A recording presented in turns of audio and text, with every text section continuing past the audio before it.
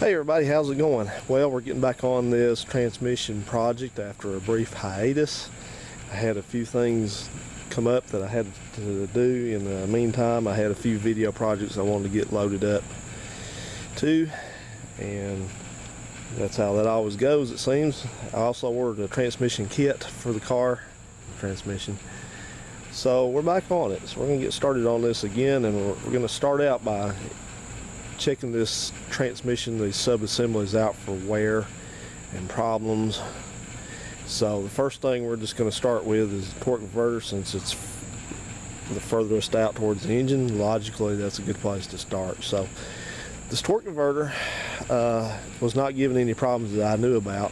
It seemed to work fine. It didn't make any noise. It actually didn't leak, but upon closer examination, I'm surprised it didn't, because it's very worn out. At least the hub is very worn out, and I'll show you what I mean here in just a few seconds. Now, torque converters, there's not much to these. There's just, a couple halves that are welded together, and it's got a hub, and it's got some fins and different things inside that make the magic happen, that multiply the torque. So there's not much to go wrong with them, aside from either they bulge or they crack, which is rare, or the parts inside start coming loose, they rattle. But this one wasn't doing any of that. It was behaving pretty well. But let's take a look at it and kind of see why it needs to be replaced. This is just a normal, I think this is a 10-inch converter. I'm not sure, 10 or 11 inch. It's one of those. Just look it up. But anyway, this is just a standard stock converter on a 904 that's in the dark, or a Valiant or something like that. So it's not any performance type of a converter. But here's the hub up here, and if you take a look closely, get you zoomed in a little, hopefully the camera will pick it up. You see it's got some definite wear marks on it, and by that position there, I believe that is where the seal rides. But I won't promise you that. The seal either rides here where my finger is, where my nail is showing. That's either the seal position, which I believe is correct, and this is where the bushing goes here because of the width of it. But you see from right here to right here, there's, when I drag my finger across this, especially right here, there's a perceptible lip. Right here it's not a sharp lip, but it is a lip. So that's not supposed to be there. This is supposed to all be a nice smooth, like disregard my dirty fingernail.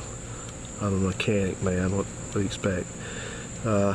It's supposed to all be a nice flat machine polished surface. So this converter is, for our uses, it's junk, because although they can be rebuilt and overhauled, I'm not going to do it. I'm just going to buy a new one. So it's got a little bit almost like some heat marks right here, and you see coloration that's sort of rainbow type of a, that's a little bit of heat right there, and it makes me wonder if the seal was running dry or something. But when you rub your finger across here, it's not, it looks worse. It doesn't feel the same as it looks. There's not like real grooves in it, just this lip. So anyway, it will have to be replaced, because for the amount of money that you could send this thing off and get it totally overhauled and rebuilt and shipped back to you, it's probably not worth it. You can probably get just a cheap remanufactured converter at your local parts store, but I wouldn't go that route. What I'm going to do in this car is I'm going to purchase and install a better converter for it. This is a stock stall converter, which means your stall converter, you got two different kinds of stall on a converter, and what that means is, if you hear somebody just say what's the stall speed on the converter, that means if you put it in gear and you step on the gas as hard as you can, or at least as hard as you can without the tires breaking loose, and you look at where and your foot on the brake, and you look at where the RPMs go up to on the tachometer and stop without the car moving, that's the stall speed. And on these it's probably pretty low. It's probably about 16 or 1700 RPM, which is, it's okay for a stock car, but it's just not anything performance biased at all. So that's that. And then you hear some people may say flash stall. Well, flash stall is sort of the same thing, but it's if you take your foot off the brake and you just stomp the gas and you see to where the tack jumps to and then the car takes off, that's your flash stall speed. And they can be different, but for what we want to discuss, we're just talking about standard stall speed, so you don't have to worry about the flash stall. So the thing about torque converters, you have to understand a few things about how they work when you select one. Now this is just a 318. This is not a really powerful engine as it is. So if you were to, one thing to consider, if you were to take the same converter and put it behind this 318, the stall speed might be about 1700 RPM or maybe 1800. But if you took this converter and put it in a combination that had a 440 big block in it, which has got a lot more power and a lot more torque, then it may stall 2300 RPM because there's just more oomph there. It's more torque. So you have to keep that in mind. So that's that. And also, when you buy a converter, you need to be thinking about your usage of the vehicle. Now, it's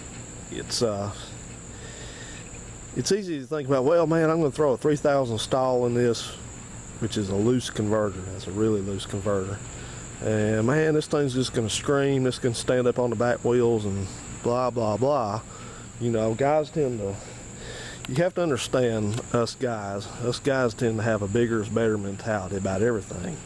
And you know what that starts from. But anyway, that's how we think. And we have to control that. And remember that this is not a, you know, Don Garlits didn't build the engine in this car, and it's not a 500 and 600 horsepower engine. So there's no need for a 3000 converter, stall converter, because if you think about it, this car, even with a 323 rear gear in it, most of the time cruising around, it's never going to hit 3000 RPMs. It will not cruise at 3000 RPMs. It'll cruise at about 2500. So that means if you have a 3000 stall converter in it, that means that converter is constantly going to be slipping. It's not going to be fully well, they don't really lock up, I guess you could say, but it's the way it's designed. It's not going to reach its normal where it's stalled all the way up when you're cruising. So your engine's it's going to be slipping all the time, and that creates heat. So you know, you don't want that. If this car was a quarter-mile car and that's all you did with it, you know, you're going to run it a quarter mile, sure you would, because you're going to be, you know, you're going to have your foot on the floor from the time the green comes down, the lights come down to the across the finish line. You don't care about cruising. But this is a street car, so right now probably about a 22 at the most, or maybe a 2300 stall is going to be fine, because you want the stall speed to be down. You want the stall speed to be down below where you're going to be cruising it at, because you don't want it, you know, just screaming at 60 miles an hour because the converter's too loose. You know, it's going to make for a, you know, that might be fun for about a week, you know, it's, when it takes off every time, but that's going to get old and you're going to regret doing it. Wow, excuse me. You're going to regret buying that converter.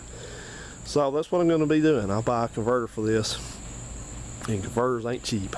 About 200 bucks for a good one.